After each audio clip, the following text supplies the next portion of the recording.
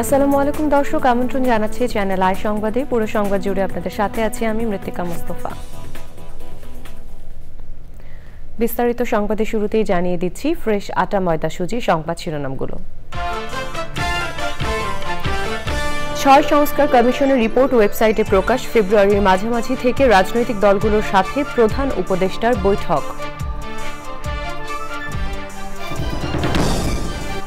মাদকের অর্থ জোগাতে ছিনতাই, ডাকাতি ও চাঁদাবাজি হচ্ছে বলে অপরাধ বিশ্লেষকদের দাবি। সীমান্তে নজরদারি বাড়ানোর তাগিদ। এবং আর্থসামাজিক অগ্রগতি নিশ্চিতে পরিবেশ সহ সার্বিক সচেতনতায় তাগিদ। চট্টগ্রাম সমিতি ঢাকার মেজবান ও মিলন মেলায় সম্প্রতি জোরদারে গুরুত্বারোপ।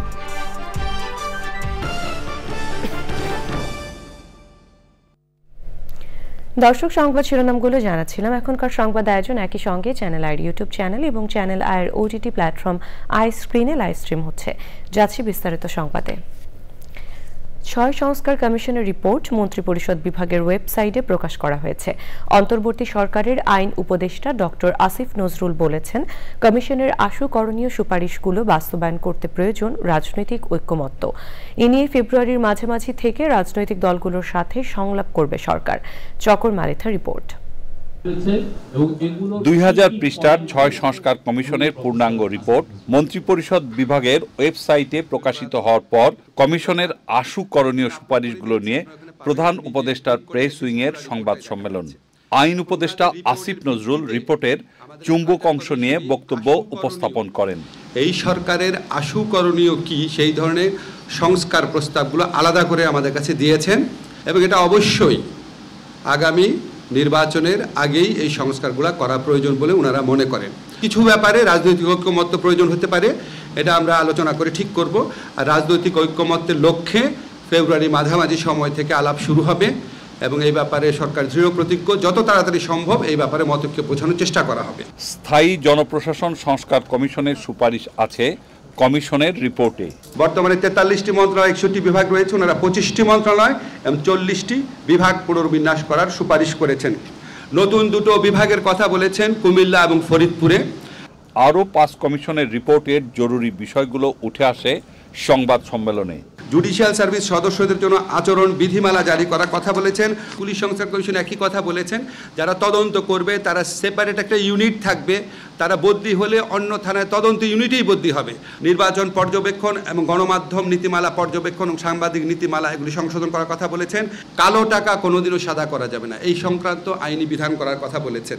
বেসরকারি খাতে ঘুষ লেনদেনকে শাস্তির আওতায় আনার কথা বলেছেন। দুর্নীতি দমন কমিশনকে আরও শক্তিশালী, আরও জবাবদিহিতামূলক, আরও স্বচ্ছ করার জন্য প্রয়োজনীয় আইনগত এবং প্রশাসনিক ব্যবস্থা গ্রহণ করার কথা বলেছেন। সংবিধান সংশোধন কমিশন কোনো আশু করণীয় কিছু বলেন নাই। সাংবাদিকদের প্রশ্নের উত্তরে বর্তমান সরকারের মেয়াদ নিয়ে কথা বলেন আইন উপদেষ্টা। আমাদের এই সরকারের অযথা এই সময় ক্ষেপণ করা সরকারের থেকে থাকার বিন্দুমাত্র ইচ্ছা নাই।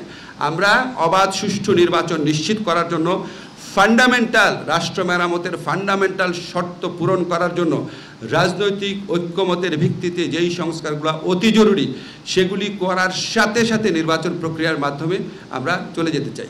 এটা নিয়ে কোনো রকম দ্বিধাদ্বন্দ্বের অবকাশ নেই। আইন উপদেষ্টা বলেন, অবাধ মত প্রকাশের স্বাধীনতা এবং সরকারের উদারতার কারণেই স্বৈরাচার শক্তি মাথাচাড়া দেওয়ার সুযোগ পেয়েছে। চকর মালিথা, চ্যানেল আই, ঢাকা। মাদকের অর্থ জোগাতে চুরি, ছিনতাই, ডাকাতি ও চাঁদাবাজি হচ্ছে বলে মন্তব্য করেছেন সমাজ ও অপরাধ বিশ্লেষকরা।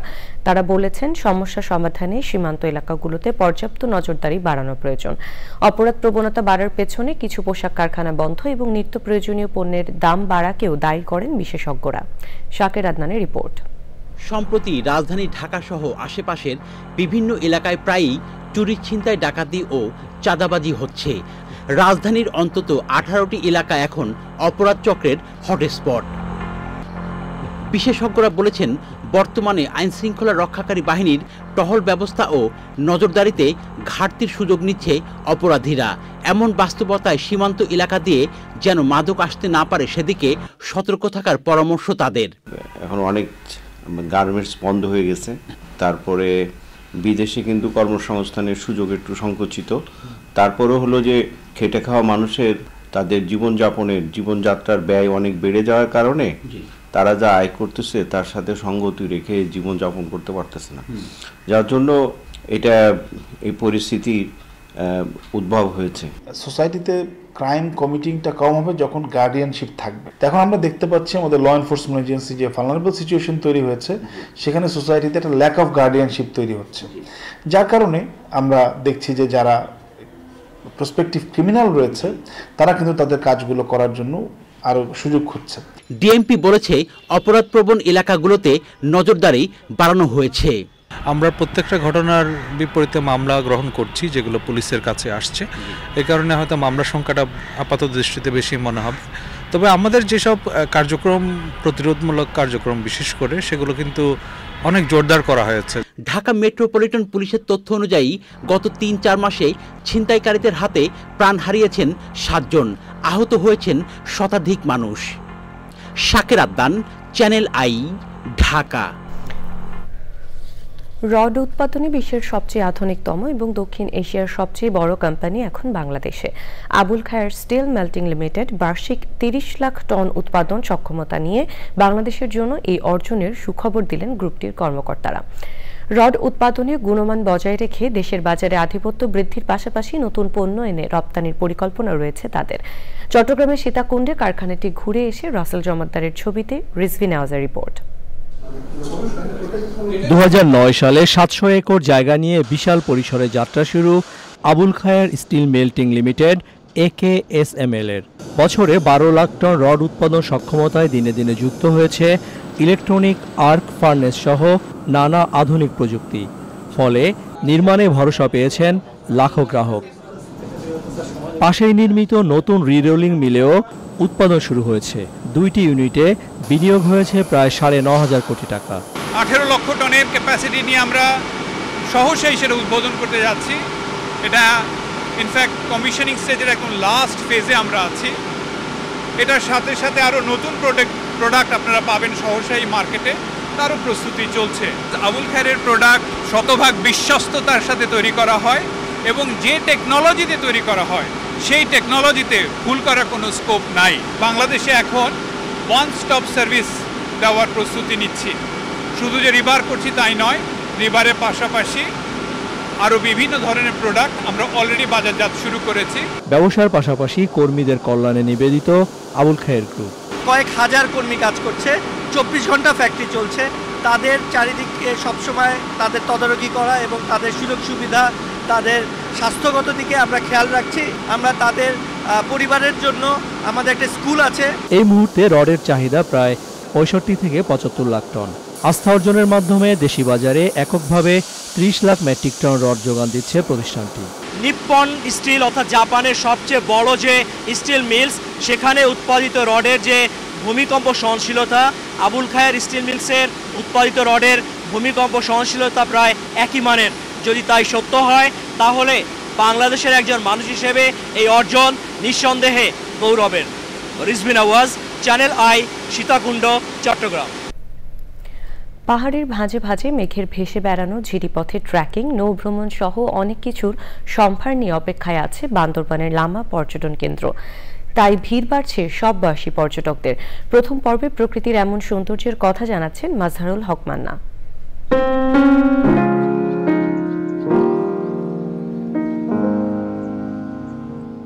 পাহাড়ি পথে চলতে চলতে হঠাৎ চোখে পড়ে পূবের আকাশে উদিত হচ্ছে সূর্য।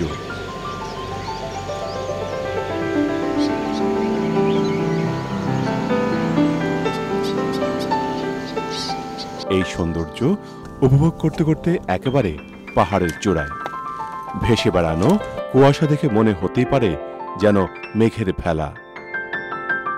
দূর পাহাড়ের চূড়ায় চূড়ায় ঝুমঘর, চুপচাপ বসে থেকে শুধুই প্রকৃতির মাঝে হারিয়ে যাওয়া।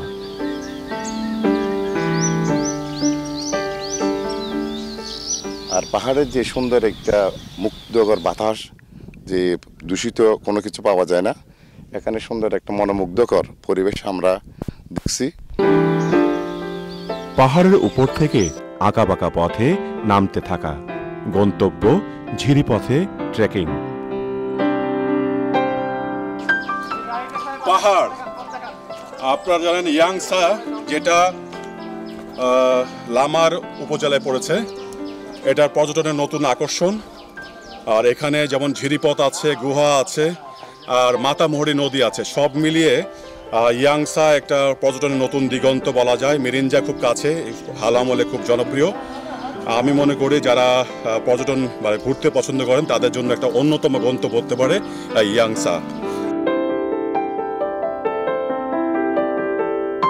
ঝিরির পানি, কঠিন পাথর আর সরু পথ ধরে এগিয়ে চলেন ভ্রমণ পিপাসুরা। মাঝে মাঝে দেখা মেলে ঝর্ণার। শীতকালে পানি নেই তেমন, দুপাশে উঁচু পাহাড়, মাঝে মাঝেই ভেসে আসে পানির স্রোতের শব্দ।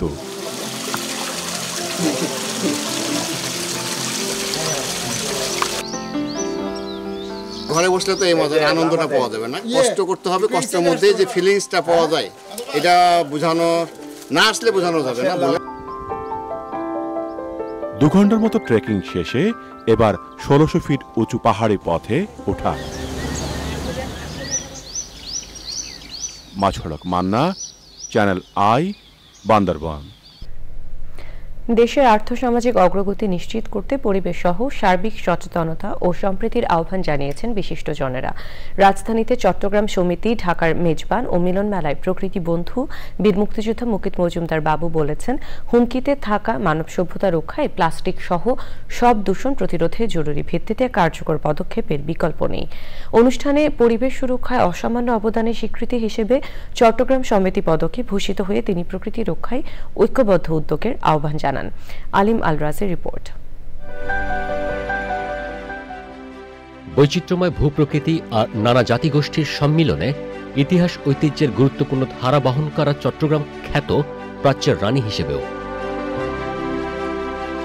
দেশের বাণিজ্যিক রাজধানী খ্যাত চট্টগ্রামের শতবর্ষী সমাজসেবামূলক সংগঠন চট্টগ্রাম সমিতি ঢাকা 1997 সাল থেকে সমাজসেবা, শিক্ষা, গবেষণা, বিজ্ঞান, পরিবেশ রক্ষা সহ বিভিন্ন ক্ষেত্রে বিশেষ অবদান রাখা ব্যক্তিদের সম্মাননা জানিয়ে আসছে।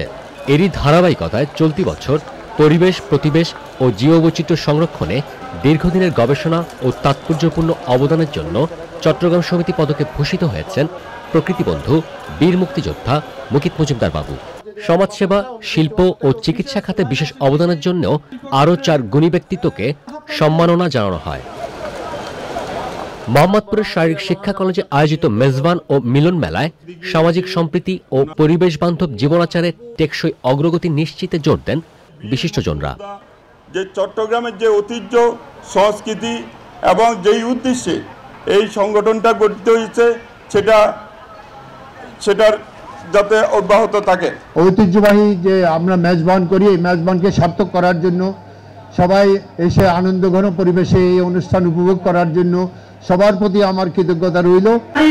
হৃদয়ের টানে, মনের টানে বড় বাড়ির মানুষ দেখি, চিটাঙ্গের মানুষের কর্ণফুলের গন্ধ, কর্ণফুলের গ্রাম, পাহাড়ের গ্রাম, এবার বলে চিটাং সমিতি নিয়ে আসতাম। ব্যবসা করি মানে দেশকে কোনো মানে উপকার করতে পারি।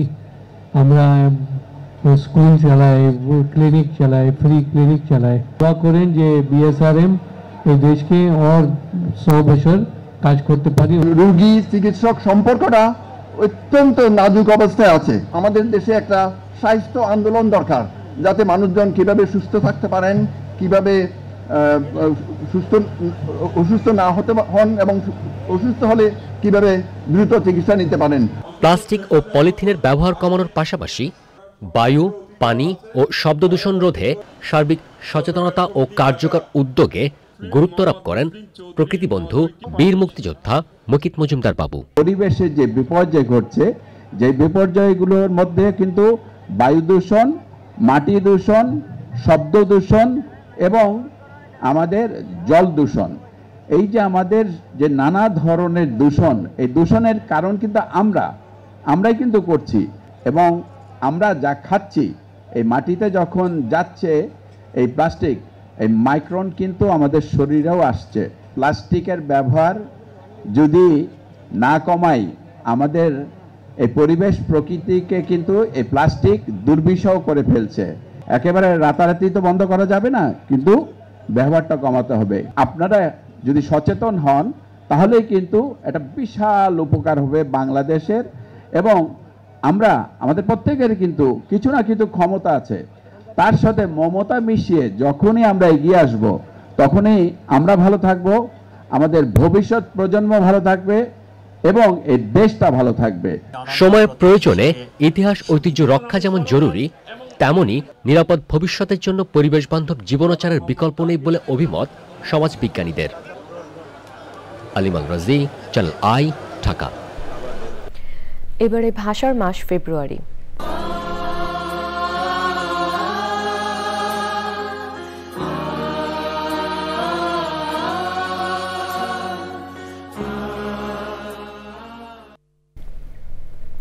শুধু 52 ফেব্রুয়ারিতেই নয়, সংবাদপত্রে মার্চ জুড়ে ছিল ভাষা আন্দোলনের খবর।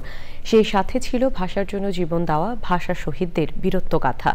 1952 সালের মার্চ মাসে সংবাদপত্রে ভাষা আন্দোলনের বিস্তারিত জানাচ্ছেন ওবায়দুল রশিদ।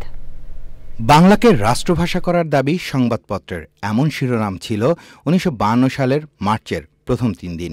সেই সাথে প্রকাশিত সংবাদে বলা হয়, ঢাকায় শিক্ষার্থীদের ওপর গুলিবর্ষণের নিন্দা জানানো হয়েছে চট্টগ্রামে। পাকিস্তান গণপরিষদের অধিবেশনে বাংলাকে রাষ্ট্রভাষা হিসেবে গ্রহণ করতে দাবি জানানো হয় যশোরে, নিন্দা জানানো হয় সিলেট থেকেও।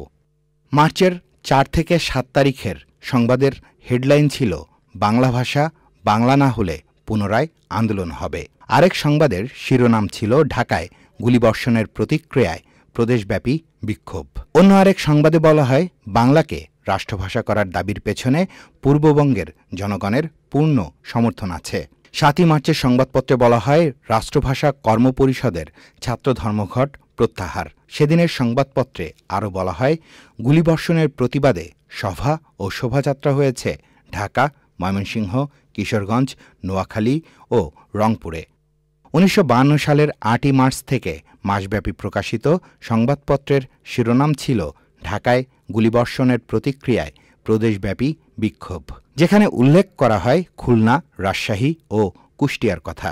একই সংবাদ প্রকাশিত হয় 9 মার্চের সংবাদপত্রে, তবে এদিন ছাপানো হয় ময়মনসিংহ, জামালপুর ও বরিশালের কথা। পরের দিনের সংবাদপত্রে ছাপানো হয় বাংলাকে অন্যতম রাষ্ট্রভাষা করার দাবির সমর্থন। 11 মার্চের পত্রিকায় সংবাদ ছিল ভাষা আন্দোলন সম্পর্কে ধৃত ব্যক্তিদের মুক্তিদানের অনুরোধ। মাসের পরবর্তী দিনগুলির সংবাদপত্রের শিরোনাম ছিল, ঢাকায় গুলিবর্ষণ সম্পর্কে বিভিন্ন মহল থেকে তদন্ত দাবি। মুন্সিগঞ্জ থেকে বাংলাকে রাষ্ট্রভাষা করার দাবির সংবাদও ছিল এ সময়ে। Obaidul Rashid, channel I, Dhaka. দর্শক, এবারে চলে যাচ্ছি বিরতিতে। দর্শক, ফিরে এলাম বিরতির পর এবং প্রথমেই নিটোল টাটা কৃষি সংবাদ।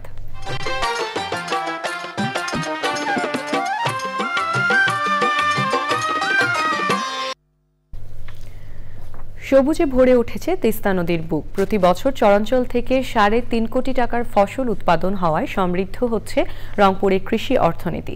চরাঞ্চলে ফসল আবাদ বাড়ায় কৃষকদের আধুনিক প্রযুক্তি পৌঁছে দেওয়া সহ পরামর্শ দিয়ে যাচ্ছে কৃষি বিভাগ। এখন দেখবেন প্রকৃতি সংবাদ।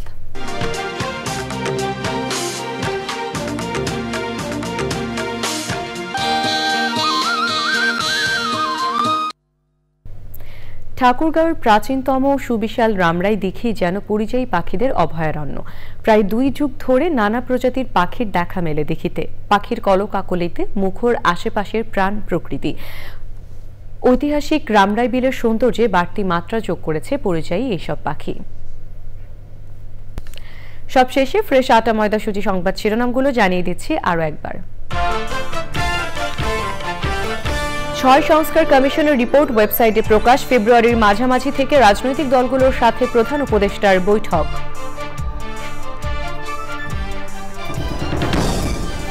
মাদকের অর্থ জোগাতে ছিনতাই, ডাকাতি, চাঁদাবাজি হচ্ছে মনে করেন অপরাধ বিশ্লেষকরা। সীমান্তে নজরদারি বাড়ানোর তাগিদ। এবং আর্থসামাজিক অগ্রগতি নিশ্চিতে পরিবেশ সহ সার্বিক সচেতনতার আহ্বান। চট্টগ্রাম সমিতি ঢাকার মেজবান ও মিলন মেলায় সম্প্রীতি জোরদারে গুরুত্বারোপ।